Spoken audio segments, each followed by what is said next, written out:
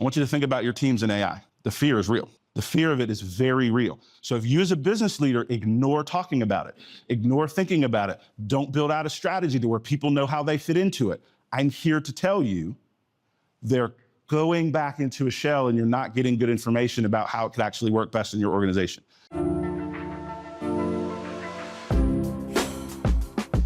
Welcome to High Octane Leadership with Thompson. This season, we're diving deeper with more solo episodes, where I'll share the experiences that have led to recognition by EY, Forbes, Fast Company, and others. Not as a boast, but as milestones on my entrepreneurial path. From growing multi-million-dollar firms to successful business exits and building high-performance teams with a global perspective. I'll reveal the insights and strategies from my journey and share them with you so that we can win together. Alongside these solo episodes, we'll have industry visionaries and thought leaders, and we'll explore effective leadership. Ready to empower your leadership journey with real success stories? Let's embark on this transformational journey together. So I'm going to do a little background on myself. Two reasons. Number one, this isn't the brag fest, right? This isn't my ego therapy thing. But I do want to give you some reasons of why you might want to pay attention. And I think that's important when you come to an event. How can I give you something that you can take away and your business can be better tomorrow, right? You can be more productive tomorrow. And so I have an entrepreneurial background. I was employee number 7 at a small startup in Raleigh, North Carolina called iCubed. The name of the company was Integrated Industrial Information, right? So as a salesperson, think about saying that all day, every day on the phone. Remember we used to make phone calls? Anybody in here, like you used to dial for dollars, right? So we went by iCubed, right? But it spun out of NC State. The founder, Grant Willard, good friend of mine, actually talked to him this morning, and I'll chat about that in a minute. But I was employee number 7. And I started my professional career in business development. Before then, I had a lot of different types of jobs as I found my right. The reason I share that is I was a part of a team that grew, and ultimately, after working and being mentored by Grant for over a decade, part of our company was acquired by Adobe Systems out of San Jose. And this was about 2005. And I remember sitting with Grant in a little pizza shop off of Mission Valley Road near NC State campus. And this was my opportunity. I was going to become, at 36, the CEO of the spin-out company because they didn't want our engineering services business. So there's about 16 of us that needed a home. And Grant looked at selling that part of the business as well. And then he said to me, over a cup of coffee, he said, would you like to buy the balance of the business? And I was like, I would absolutely love to do this. Couple problems. I have no money. Second problem, I have no money. I said, so if you're going to sell it to me, no money down, I'm your guy, right? Like, I'm your man, right? And he goes, yeah, that's what I was thinking. And I was like, okay, what now? And so Grant held the note to that business, and we bought that business, about 16 of us, out of the profits of that business, and we paid it back over the first 3 years. The reason I tell you that is that as we get into technology and different things, everybody's door is opened by someone. Now, I ran through that door. I take full credit for my effort and expertise that I developed. But somebody had opened a door of opportunity that I had the opportunity to be a part of. And so we grew that company from 16 folks to about 140 people. And we exited in 2014 to a company called KPIT out of India. And again, it's kind of weird, but cool. They only wanted the engineering services part of our business. And the thing about big companies, they don't really hear you. I said, there's a small part of the company in marketing technology that we're doing some cool stuff with Adobe. We don't care. We don't want that. Stop talking to us about this. We only want the business you're running that has clients like John Deere, Raytheon, Boeing, et cetera. And I was like, all right, cool. And so we sold them that part of the business, and we spun out a firm here locally called ICI Digital. That my good friend Greg Boone became the CEO. I was the board chair. We grew that business from 15 people to another 100 folks and exited that business to Behringer Capital. And ultimately they exited that to Infosys. My point saying is that throughout all of these successes, technology was changing. And one of the things I've had to learn in my career, I'm going to bring it back to what we're talking about with AI, is things are always evolving, and you have to make the mental model mind shift, if you will, if you're going to follow, lead, or get run over. And AI is a really inflection point about these decisions. right? And I'm going to talk to you a little bit about some of the things I'm seeing why. The other thing that occurred during this time is I invested in a small boutique marketing firm called Walk West. And in fact, I'm the board chair there. Our offices are right across the street in the 5th and 3rd building, right by our friends over there. But invested in that business at $300,000 when that's the revenue of the business. And it's now grown into a multiple Inc. 5000 winner, multi-million-dollar digital agency right here in your backyard. One of the things we're doing at Walk West, and I'm going to bring it back to today's point, is every single employee in the business is going through AI training right now. 98% of the staff already has their first level AI training. We already know that that business will be disrupted. So we have to disrupt ourselves first so that we can do it on the offense and not just sit back, so to speak, right, and let things happen to us. So we're either opportunistic or we're really afraid because we're deep enough in technology where we can kind of see what's coming, right? And so that's on the marketing, the communication, the PR, the comm side. My day job, if you will, and I do a lot of stuff. If you look at my LinkedIn and different things, people ask all the time, it's like, Don, how do you get it all done? I said, I don't. I'm responsible for a lot, but I do very little.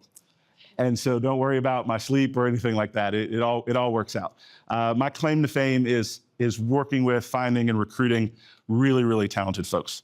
I know that we have a very well-renowned coach that's following me, and so I'm glad that I'm going first. And so I'll get those things, Coach Davis.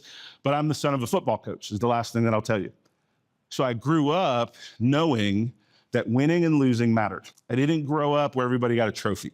I grew up in a loving family. My dad was a football coach. He coached at Carolina during Mac Brown's first tenure, coached at the University of Pittsburgh, all the different things, right? Been on the sidelines at bowl games, was the ball boy for Dan Marino when he was at the University of Pittsburgh, right? It's one of my favorite things in my home is have a signed poster that they only made 100 of with Dan Marino and his linemen, right?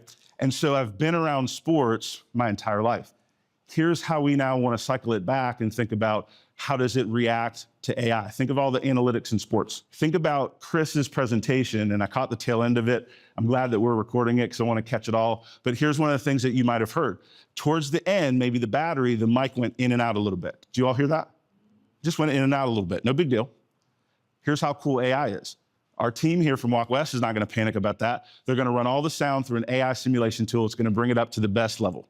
It literally doesn't matter. For the quality of the output that we send in the snippets so that Scott Insurance can share what they did today and bringing you all today, all of those things are happening around us, and we don't even fully understand the ramifications of everything we see and we hear.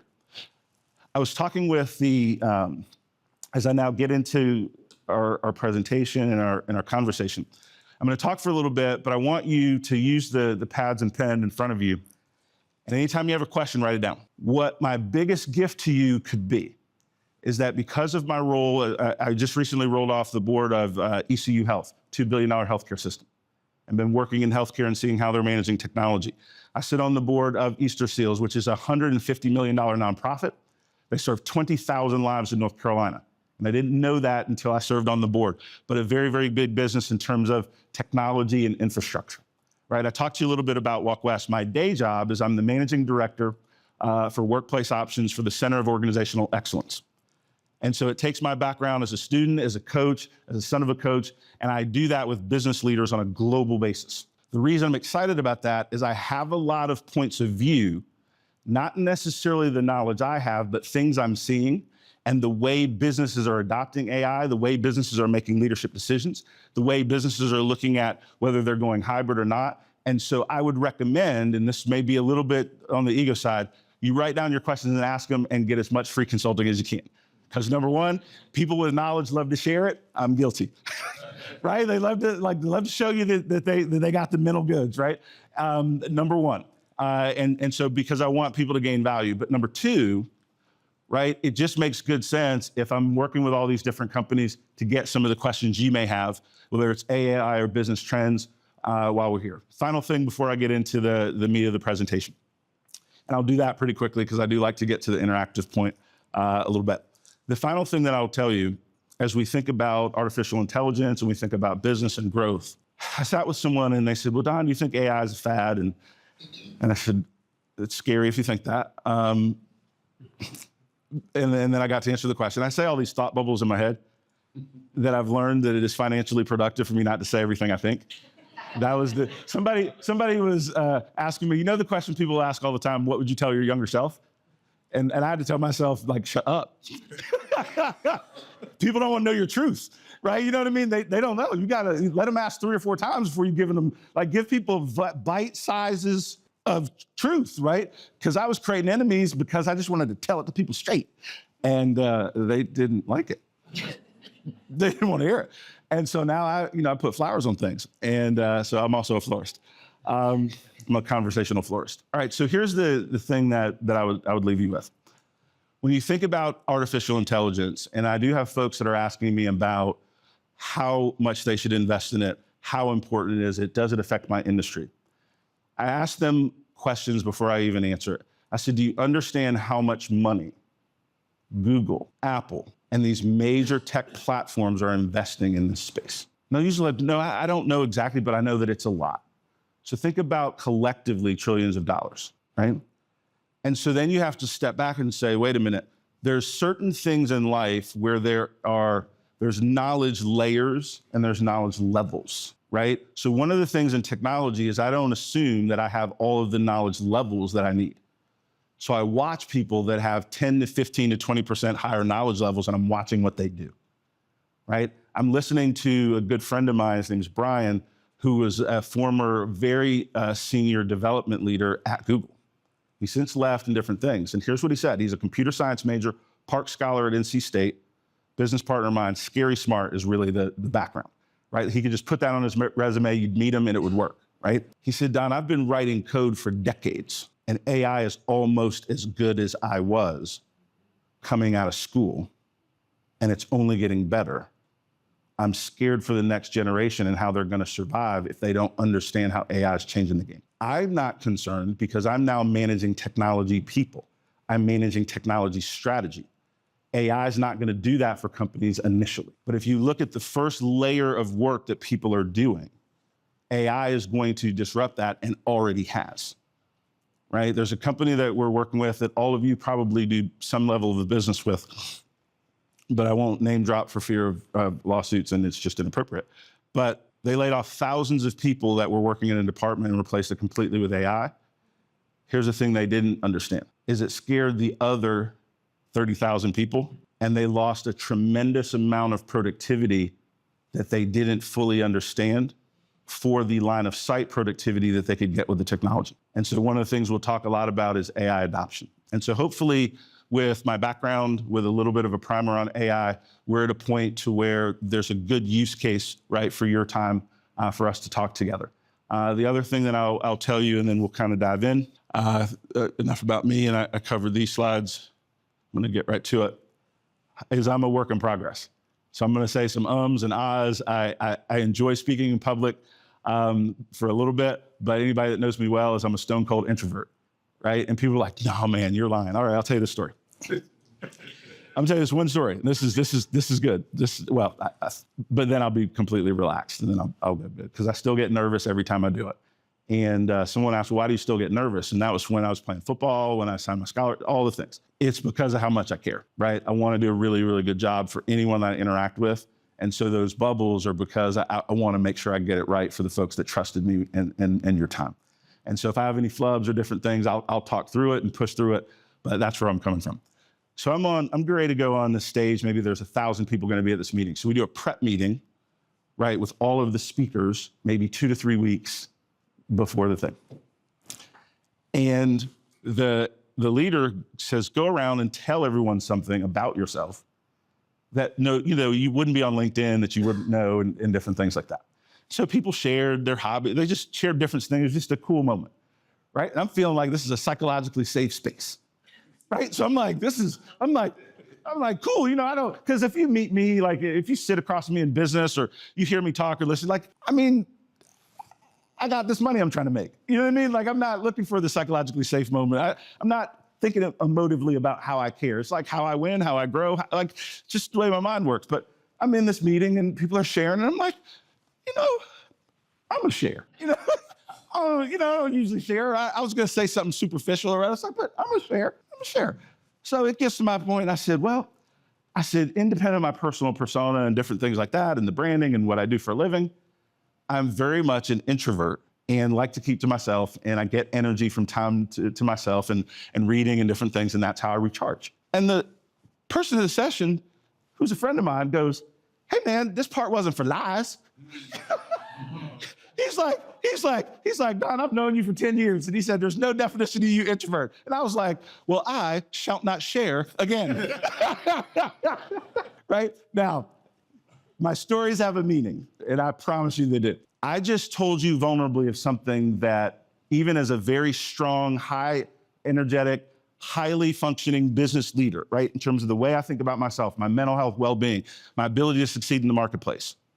I opened myself up to something. It didn't go right. I pulled back into my shell, right? I want you to think about your teams in AI. The fear is real. The fear of it is very real. So if you as a business leader ignore talking about it, ignore thinking about it, don't build out a strategy to where people know how they fit into it, I'm here to tell you they're going back into a shell and you're not getting good information about how it could actually work best in your organization. So as we talk about technology, we want to make sure we talk about the people side. 5 strategic things when you're thinking about artificial intelligence, right? And we'll go high level and then we'll dig into some of the tools and different things of that nature. So 1, education matters. When you're educated about something, right, you're more comfortable talking about it. When you're educated about something, you start to learn what to fear and what not to fear. And that's super important in business because a lot of times we create this false narrative, right, of we're no fear warriors and all this stuff. And it's just not true. And it's just not true. Any business that's made up of people is fear, anxiety, uncertainty, doubt of what the future looks like and what the future looks like for them. And so instead of trying to adapt to that fear, you want to look at what quenches that fear thirst, which is knowledge, right? So we do a lot of, one of my fun side projects is we do a lot of AI adoption training. And so let's say, for example, let me give you an example. Let's say we're talking to a group of HR leaders, right? And they're thinking about AI and how it disrupts their job. Number 1, if it makes you faster, more functional, so you can think more strategic, then AI makes you better. So we talk to them about that standpoint. Most employees have employee handbooks that they're trying to keep up to date with different regs and regulations.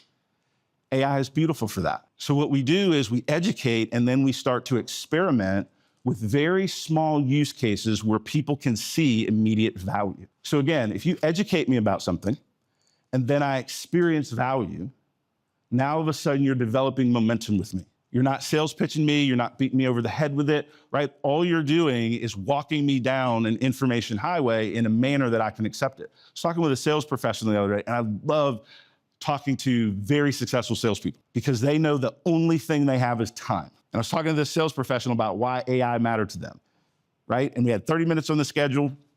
And the salesperson was like, Don, it's great to meet you. I want to just go ahead and wire us for success in the call. It's like, my kind of people. You're going to wire us for success in the call? I was like, cool, right? And so we started talking. He said, listen, right now I'm using AI just to do a couple things, so I don't really understand how it matters to me as a sales leader at this moment. And I was like, number 1, I appreciate the directness and the candor. I said, number 2, let me give a couple of thoughts. How long is your sales cycle? He said 12 to 18 months. So that means you put a lot of time, effort, energy, cost of really corralling this customer, learning their team, all the different things. So it would suck to lose and not know why right after 12 months. He was like, yeah. I said, do you understand that your proposal is going to an AI machine at your client, counterbalanced against 4 other proposals like yours? And if you don't understand what the machine says about you, you might have a challenge. He said, that makes a lot of sense. I said, you're in the relationship business. He said, yep. I said, do you form better relationships the more you know people? He said, yeah. I said, well, what about using AI for research on the company so that you actually speak knowledgeable? When you have a 30-minute call with the CEO, you don't spend the first 7 minutes of every call asking how you do, what you're into, tell me about your company. When I hear that right now, right, I immediately discount the quality of that sales leader because most information about me, my company, my needs is public. And if you were intentional enough to do the research, use an AI tool about me as an individual, you not only know my company, you know where I went to school, you would know that I wrote a book, you know you would know me, and then we could spend the full 30 minutes talking about how you can help me. Now, because I created an educational pathway of how to make that salesperson better, then our conversation, the last 20 minutes, we did this in the first 10 minutes. The final 20 minutes was about questions.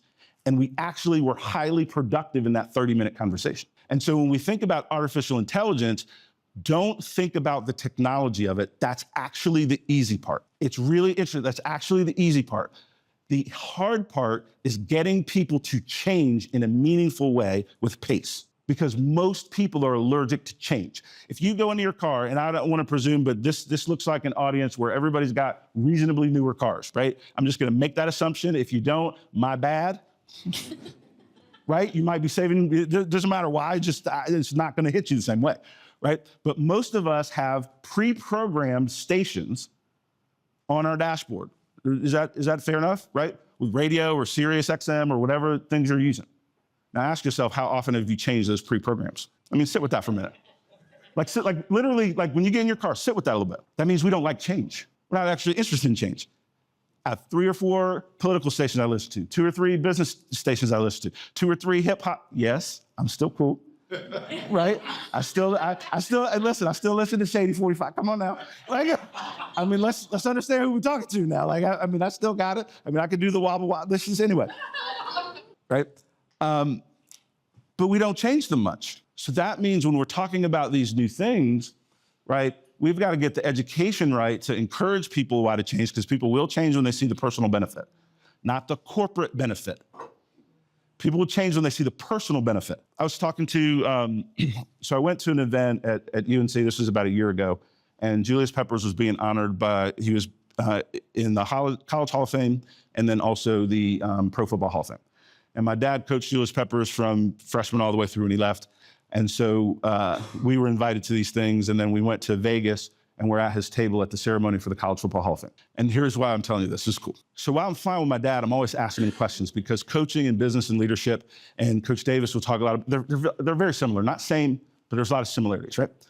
But I asked my dad, I said, Dad, what's the difference between, right, young folks are all talented, right? What's the difference between the ones that go to the NFL, first round draft choice, right? And there was a period of time where 3 years in a row, my dad had #1 draft choices at his position. He was a good football coach, right? Make it to the NFL, #1 draft choices, and then gold jackets. Another gold jacket, and you might not know this football-wise, but a guy named Chris Dolman played for the Minnesota Vikings.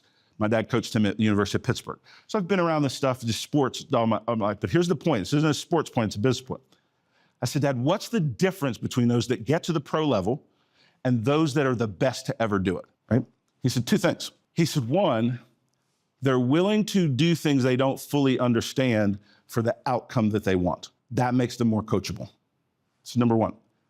And then number 2, they love the work as much as they love the limelight, because they know without the work, there is no limelight. And those are people that you can coach. Here's the thing.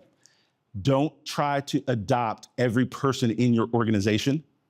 Find the ones that want to help you transform it first. And I'm trying to bring the stories into the nuggets of what I think you all need to consider. I don't know what you should do, right? Because I don't know your business well enough and all the things, but what you should consider.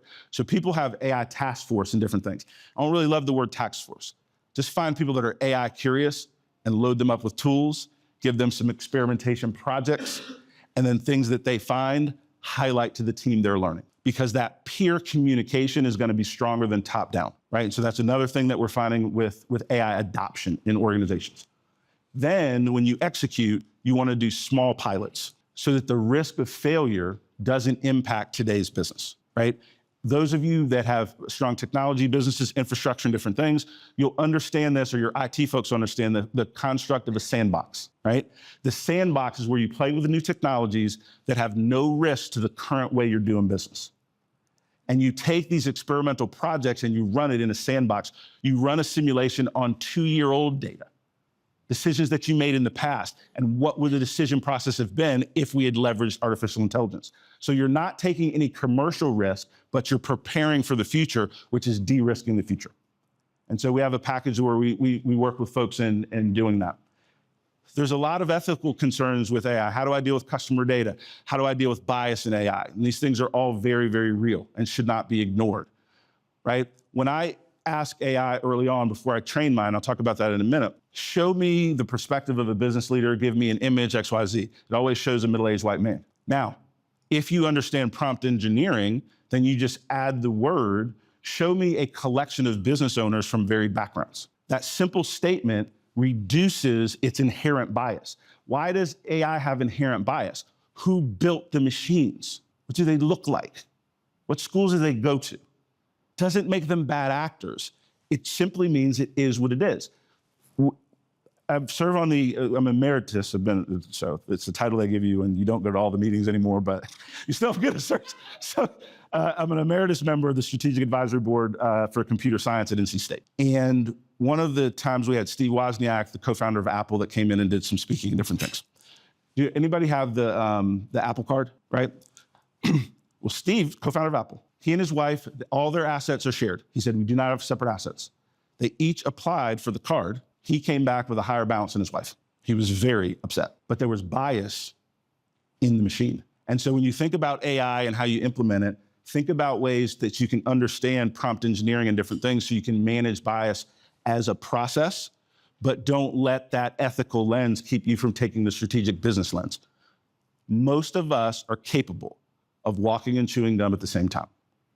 We can think about the environmental impact, the ethical impact, while we're looking at the commercial impact. We can do two things at once, right? But we don't want to leave any of those on the table. And then the economic value. The economic value is pretty intense in that it allows you to, it's almost like magic. I was talking with a business leader the other day, and they gave me a challenge, something that they wanted me to think on. And they gave me like 2 years worth of data on their leadership team and the different 360 degrees and all the things they've had, just a lot of data. And in under 2 hours, I was able to use AI and crunch that data and then create learning paths across an executive team of about 13 folks. I did in 2 hours work that would have taken a consulting team 30, 40, 60 hours. And so the speed of change, and here's the thing that I will accelerate to you, and then we'll get ready for some questions and just any other feedback, is that I highly encourage prompt engineering certification for any business leader that is using AI tools. And what is prompt engineering? So I want to be careful. I don't want to throw out phrases, but I want to be really, really specific. It teaches you how to talk to the machine, right? I'm on marriage number 2, this one, death do us part. I'm doing reading, training. I'm doing good. Like Jackie and I've been married, and Jason, good to see you, my beautiful bride. And we talk and grow all the time. We're on year 6. And she is one of my writing partners, and another gentleman named Bob Batchelor. And Bob and Jackie, between the two of them, I have really a world-class writing team. They help me with my book. We help companies with thought leadership, things of that nature. But here's why I'm bringing the two of them up. They're both phenomenal at building content for commercial organizations, thought leadership content, research content. And Bob is a PhD in communications, right? He currently is professor at Coastal Carolina and written millions of words, 15 books. Anybody remember the show Mad Men? He wrote a book on that. Everybody familiar with Marvel? He wrote the autobiography of Stan Lee and around the Marvel universe. He's a world-renowned author. You would think he wouldn't be excited about AI.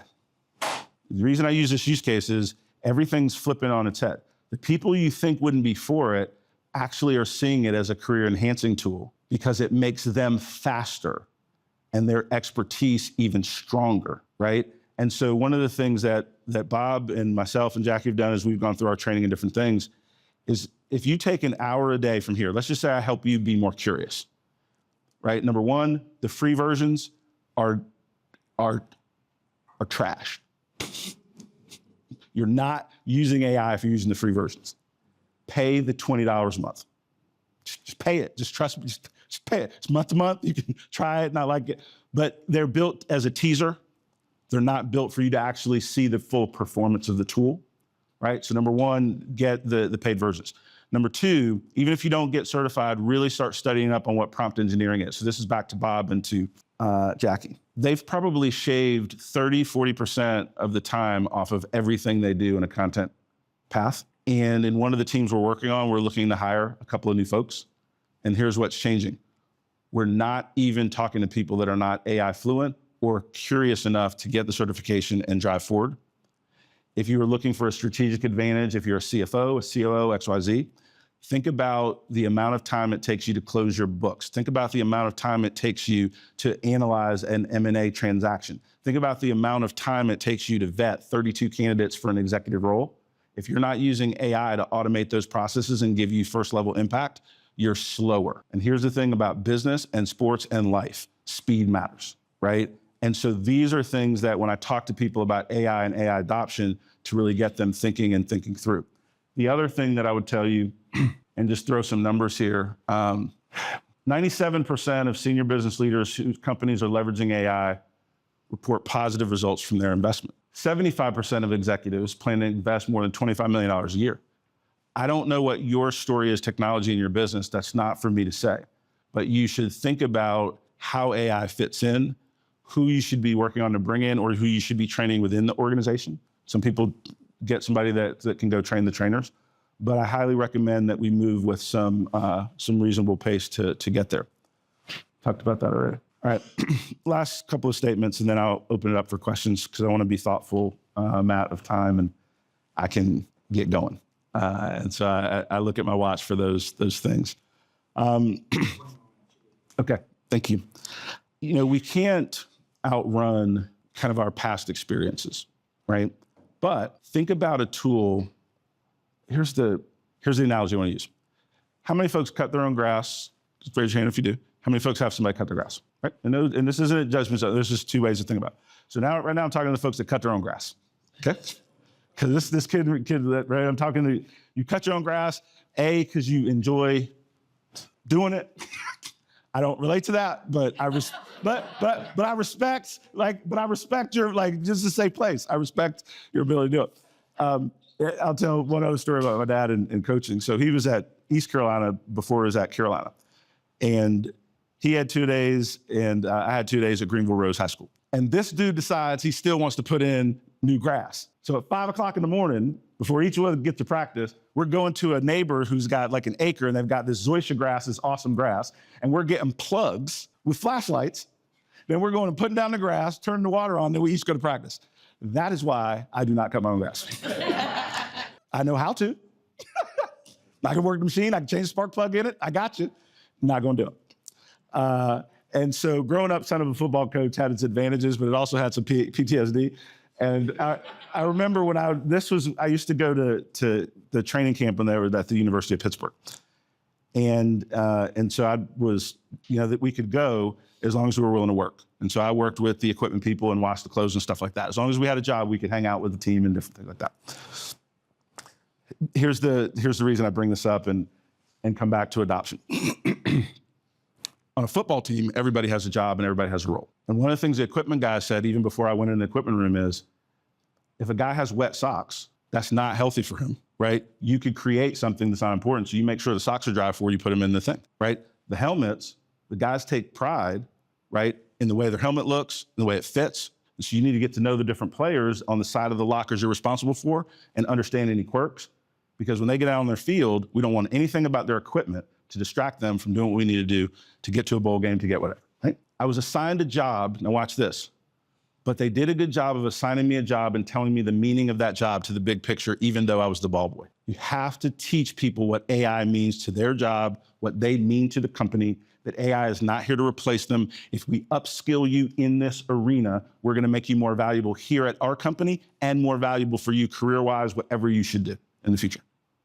You've got to link what you're asking them to change to their personal motivation and then to the motivation for the organization and to the business. And that is a super important component as we think about the things of this nature. And so final thought, and then we'll open it up to questions and to comments. People a lot of times ask which platform, right? Perplexity, Chat, Gemini, all the different things, right? I'm not a proponent of anyone in particular, right? Our team of 25 folks at Walk West, our boutique agency, have taken over 100 different certifications collectively, right? We have some work that we do, but we're very fine with Coursera. There's a lot of free stuff out there. There's a lot of stuff that is there's a lot of good stuff out there. So we're not really trying to say that we have the best and only education. We want to encourage and be ambassadors that people get that education. Where we want to be a value add is helping you in how to use it and implement it in a powerful way in your business and your marketing and your growth, all that stuff. If you're not afraid of AI, you should be. And I want to leave you with this. It doesn't sound super positive. I'm not smiling when I'm saying it. If your competitor is faster than you in this regard, it's going to be a challenge to compete in anything that you're doing. And you believing that is not really the debate. It's how are you going to take advantage of something that's truly revolutionizing business as we even know it, right? And it's just that big a deal, and I'm that big a proponent. Thank you for joining us on High Octane Leadership with Donald Thompson. Today's episode is a step in our collective journey towards leadership excellence. Remember, every story we share and every insight we gain is a piece in the puzzle of our leadership journey. For more insight and detail, hit the subscribe button so that we can stay connected. For deeper information and more episodes, go to donaldthompson.com. Continue to lead with vision and purpose, and until we meet again, embrace your role as a high-octane leader in the ever-evolving world of business.